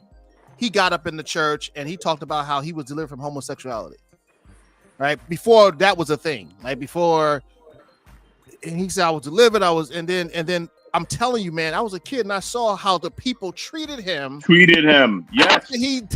They were like, oh yeah, thank God. The Lord is a healer. Like, how we do. Yeah. But people like, grab your boys, grab your sons, there you go. Right? And I'm watching this. I'm like, and we were scared of this dude, right? Because we were taught, there you go. like everyone who had that lifestyle was a pedophile, right? You can't trust them, right? And but this is what we advocate. This whole thing of the deliverance and healing. Don't let the girl come to church that she's a prostitute. Don't you dare talk to her after church, because she's a piranha. She's something a pariah. Yes, she is. Yeah. So I think that we're gonna have to come to again. We got to come to terms with our reality. Our reality is that the church is not really such were some of you. The church is not safe. The church is not safe. It's not as safe as it pretends to be. And here's another side of what Doc has said. Sometimes people are hiding these things not because they are unhealthy, but sometimes they love you and they try not to hurt you. So they don't want you to see why they going through a process. Yeah. You know what I'm saying? Like, Yeah. I'm not deleting my text because I have something to hide. I'm deleting my text because I don't want to hurt you, because I do love you. And I don't want you to misread what I'm doing. I'm just offering a different perspective. But again, we're not as gracious as we preach. We're not as compassionate and merciful as we preach. And that's what's doing the most irreparable harm to the church. Now, I'm not saying I agree with all these standards have been established, because I don't. Okay. But I can't attack them with legalism when what they're saying to me is true, even if I don't want to hear it. If I may, I think we're going into a great different topic. Yeah, no, we got to back out. Yeah, we're backing out to the loophole. Because the thing is, I think to really have this conversation, we all need to come back to the table, because of where we are. But I think that would be a great topic. Yeah, we gotta stop. It's 2 hours. Yeah. I only been on for an hour, so yeah. But no, I don't think it's not a bad conversation at all. And No, it's a great conversation. Yeah. And I didn't expect it, to be honest with you. I didn't expect it to go this deep. You know, I thought it was going to be kind of a superficial conversation, either right or wrong, and kind of deal with it. But I think that this kind of went a little deeper because we are willing to address the challenges in our community that people don't want to address. And we're going to have to continue to address these topics because there are a whole plethora of people who really need to know how to navigate through this time. Like, there's a lot of single women in our church who are up against trying to date and trying to be, find a mate. And so all these new rules, all these new nuances that are showing up, right? They should be made aware of what's being said out there and what's going on. Because you know what, Apostle? You know why, Apostle? Because when I was coming up, when you looked at certain issues, even from a theological perspective and hermeneutics, exegesis, all these things, we were taught you leave yourself out of it and you strictly address the history of the text, what's within the text, behind the text, why the writer wrote it. Then I got introduced to this new theology where you invite your experiences into the text as part of your interpretation. And so what I'm saying that to say, I know for me, I have been unfaithful. I've been treated unfaithful. So I bring both sides to the conversation. You understand what I'm saying? I'm not hiding behind. I ain't trying to make nobody look bad. I'm not trying to make nobody look good. I'm trying to allow people to heal for the sake of the conversation. But what I'm saying is, sometimes you develop loopholes because you trying to cover your tracks because you do love somebody, you do want that trust, and you don't want them not to trust you. But this is something you're working through. Why? Because you can't find nowhere to talk to and get healed. So now you healing on the run. Right. Yeah, I hear that. All right. So I just have one thing to say about what you had just said, Apostle, about the young ladies in the church who are trying to date and find their whatever. Holmes' mic is muted. Go ahead, Elon. Okay, I'm sorry. I was talking to one person, and the person that they were dating was, I guess, what we would call a saint. And no judgment with me, It sounds like judgment to me. No, not at all. I'm like Wilkes. Anything I guess we call him a saint. What did he say? He said a saint. A saint. I guess we call him a saint. What she told the young man was that she was talking to. She said, if you want to go out and they were getting really serious. She's like, if you want to go out and have sex because I can't have none with you, I understand. And I'm like, nah. If y'all making your way in a direction, don't settle. Especially if he have that level of respect for you. So I'm just saying that across the board, bros, sis, whoever you may be, you don't have to settle for what we talk about. No loopholes. Right. For what we talk about right now. Some folks got some unrealistic expectations. I'm not talking about that. But in terms of commitment, in terms of respect for yourself, respect for each other. If that's what you're looking for, I don't care what society say. I don't, and I really don't care what the church say either. You don't have to settle for that. You don't have to. I would even prefer, and I would prefer respect over love. Because that's how you love the man. Because that's how men find love. And because that love thing, that could be very subjective. But respect, everybody's clear on what respect is. Right. Absolutely. And what I consider respect. So, and there's a whole nother teaching out there now that's developing about respect. And that's what keeps people from violating their relationship, because I respect you. I'm not cheating on you because I respect you. I don't want to lose what I got with you. I don't want to violate that trust because I respect what we have. But this was good, man. This is a good conversation. I think that so no loopholes. That's what we agreeing on. We already agreed on that before we got on here, brother. That wasn't that wasn't no. And let me tell you something. One of my guests was like, "Do they?" My wife texted. I told her, she said, "Babe, I know they're not saying they agree. Do they agree?" I said, "No, they don't agree." I didn't say no. Y'all said it. Before I even brought it out there. I said no, because she was like, "Wait a minute, I know these are men of God because she's straight churchy." So listen. We don't agree, but I definitely know what's real.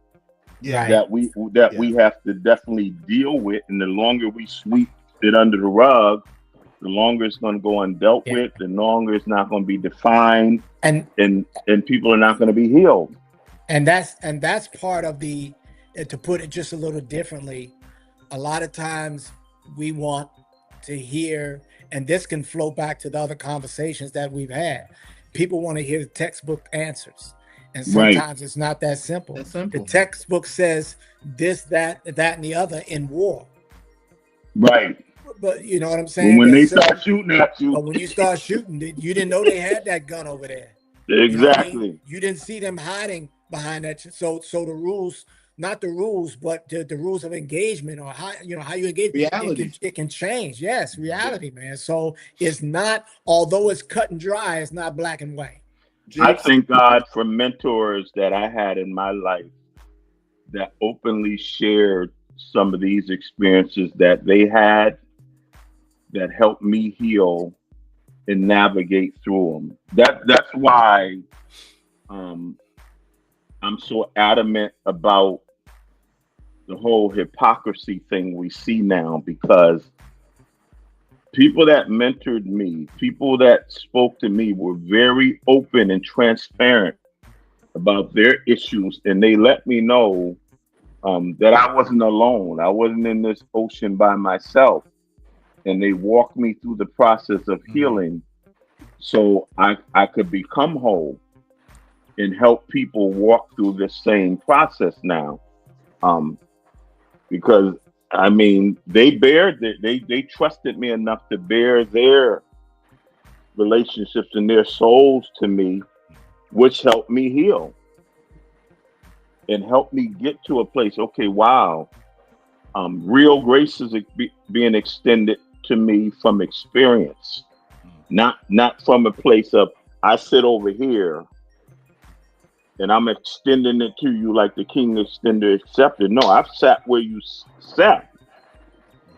And so I want to help you get out of the same rut that I had to somebody help me get out of. You know what? What scripture just came to my mind, because we're talking about the church and grace, is the woman who was caught in the act of adultery, right? Mm-hmm. And we know the story. they expected him to say, to agree with them, to stone her. That's what they wanted. That's what they expected, right? That's what the law said. That's what the law said. He said, stone her. That's And what the Bible said. and he didn't answer them. We know this. He did not answer them at all. He wrote something on the ground until the last person left, and he asked her one question: "Where are your accusers?" That's And he who was without. That's Then- the only question he asked her. He didn't First ask her. stone. Hear me. He didn't ask her why she did it. He didn't ask what was going on. He said, "Where are your accusers?" Even though the law said she was supposed to be stoned, and so she said they're none. They're all gone. And he said, "I don't accuse you." And And that's our If we example. could get that level of love There and you that go. Come level on. of grace, Come on, preacher. and What's that your cash level app? of compassion. And let's step in and also protect our sisters in the text. She was caught in the act of adultery, but In the act. where was it take two to tangle? Where was the other person? Yeah, I always. You get what I'm always saying? ask that Like, question. I Where think We've would been you do preaching that? that for years, right? I think there are times where the church can be real hard on one party, and the musician got the praise leader pregnant, and only one gets set. Nah, buddy, it don't work like that. So let's uphold that standard across the board. Well, I think that's what kind of causes people not to want to come out and tell the truth. Exactly. Right, is how they're handled in that moment, because we say we're like Christ, but we act like the accusers. There you Right? go. There you go. And everybody knows the last person that got up there and said, the last person that got up there and told the truth, they got stoned. They got right. stoned. I don't know if you remember the 16-year-old baby that the bishop, yeah, she got stoned. and if that was my daughter, I would have been stoned to somebody, but it wouldn't have been her. And you know what's so funny though? She still loved her church and loved her pastor, but the church stoned them. Right. No, see, Being that's in the problem. Being in people's business. I don't That even was- want to say that- this on here, but that's cool. That was their culture. That was it is. Hey, but that was their culture. I love What'd you y'all. say? I gotta go to bed. I'm Me tired. too. Elon, what'd you gotta say? get up. Last thing. You just I don't want to say this here, but that's he cult talked all behavior. night. They're gonna tell us you gotta go to bed now. Go. You say Elon. I said I don't want to say this here. We're online, but that is that's cult behavior where Cult, yeah. where you can be publicly ridiculed and humiliated and abused. And that's just one thing that went live, but we know the church has done that to many people, and that's not okay. So, but that's not the subject we were on either. All right, gentlemen, thank you.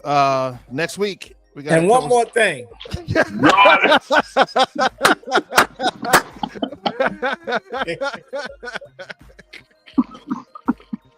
The Pope. Come on, Pope. That's the Pope.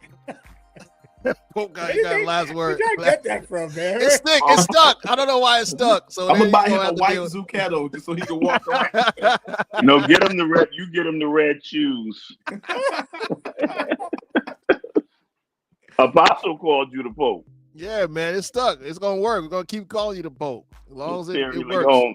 Well, what's your Pope name? It T.O. may as well Holmes. be. Look, it's Lee. You got Leo up there. You know, yeah. Pope Leo the 14th. Oh, man. All right, gentlemen. But this was good, man. This was good. This was good. Next week we come again. Holmes, you gonna take on the challenge, man? Everybody's giving a topic so far, so you let us know what we should talk about next week. Sure. Yeah. So we'll get that to me. I'm gonna put together. I'm working on the graphics to put a flyer together so we can interchange them every week. So, but next week we're gonna have a different. So tell me what it is. I'm gonna cheat and ask my wife.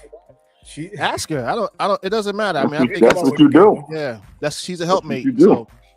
So, but these are good. These have been good topics. I think a lot of people have been blessed by them, and it's important that we continue. I'm looking forward to the time we can all get together in person and have some of these talks with other men. So we're still going to do that. I think that's going to be very important for us. I think Elon talked about talking about this over some wings Yes, definitely just- some wings. and just having that conversation. And I think more men will come out to that if we open it up to some of the brothers. All right. God bless, man. Any questions, any comments, any last sayings before we go? Be easy. Bless you, man of God. Peace. Everybody's good? All right. God bless. Peace, We'll see you Good night, guys peace and soon. blessings. Peace All right. and blessings. Grace and peace.